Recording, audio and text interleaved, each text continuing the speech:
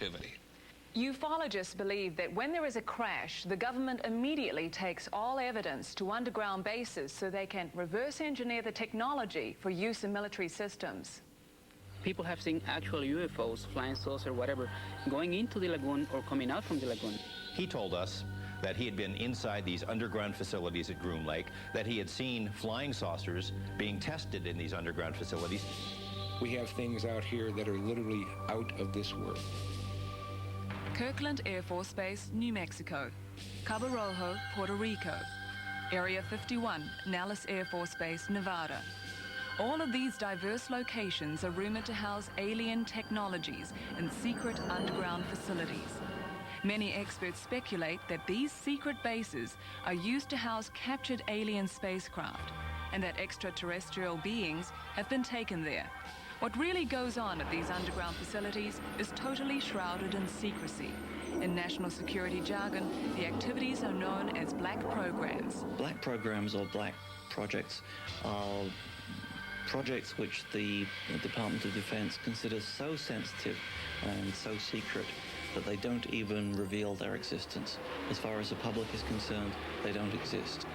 Unbeknownst to the general public, in order to conceal these covert activities, huge underground installations have been dug deep into the earth to keep prying eyes at bay.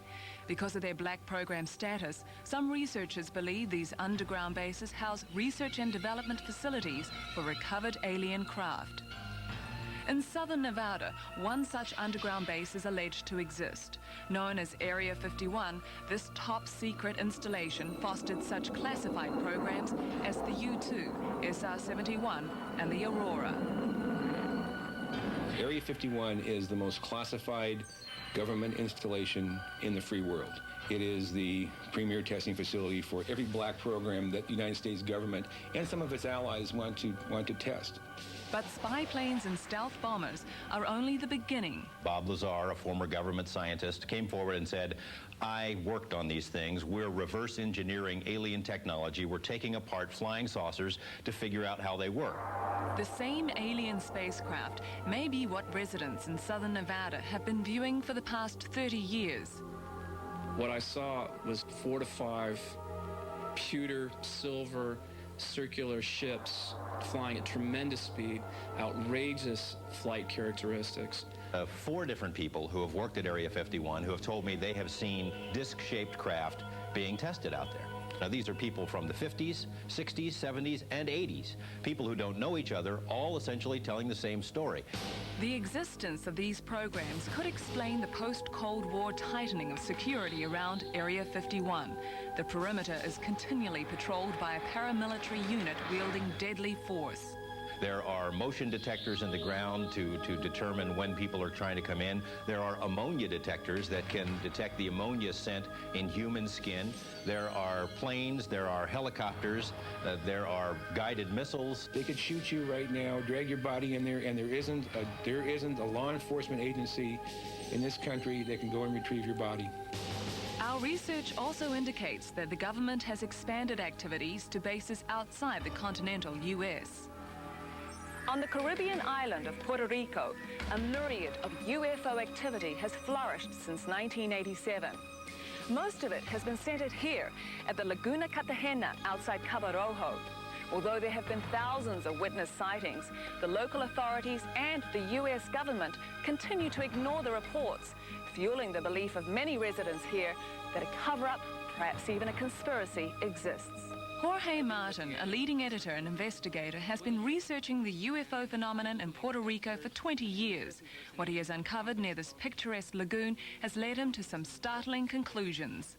Are you suggesting that there is some kind of underground base beneath the lagoon or this area? There's something very important going on here. Something is down there, maybe some type of alien facility that has been there for many years. People have seen actual UFOs, flying saucer, whatever, going into the lagoon or coming out from the lagoon. We saw the wall of the lagoon illuminate, and in the dark, something emerging from the water. Mr. Carday, you were out fishing one morning. Can you tell me what you saw? It's 5:45 in the morning. I see in the water the bulbous Minute later, I see the flying up that go out the water, and it stay 20 seconds in the air. After this, I take my camera and take the picture. In analyzing Mr. Carday's photograph, there's no evidence of a hoax. It doesn't appear as though it was a mistake in the film lab, but there's nothing that has edges on it that we can test with a computer. All we could test for was whether or not it was misty or moving, and it seems to be one of those.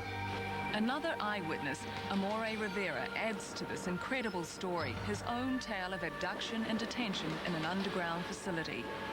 So you believe this was an underground base underneath the sea that you were taken to? Yes, it looked like an underground parking lot, sort of. It didn't have no windows, it didn't have no doors. From there, I lost consciousness and I woke up in this car, and I was in an area right near the Laguna Cartagena. And at this moment is where I hear the jets flying overhead, and they're making a lot of noise. And I look up to see the jets. What I saw was a huge round disc object, and I snapped these photographs.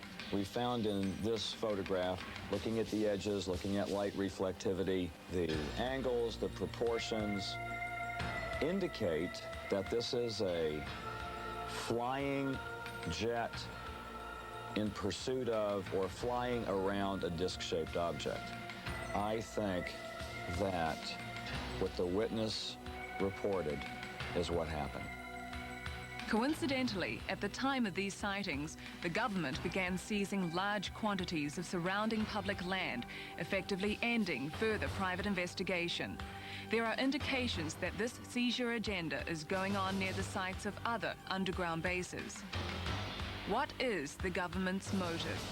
What if all of us in the world discovered that we were threatened by a power from outer space? If you would like to contact us here at Encounters or have a story you would like us to investigate, please write to us at Encounters, P.O. Box 36B47, Los Angeles, California, 90036.